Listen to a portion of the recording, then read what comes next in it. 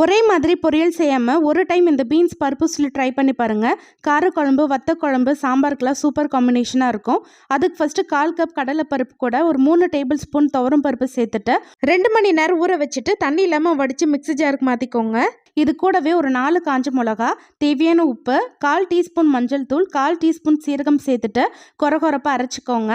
அரைச்ச கடலைப்பருப்பை வடை மாதிரி தட்டிட்டு ஒரு 7 நிமிஷம் நல்லா வெந்ததுக்கப்புறம் சூடு ஆறினோடனே மிக்ஸி ஜாருக்கு மாற்றிட்டு கொரகொரப்பாக அரைச்சிக்கோங்க.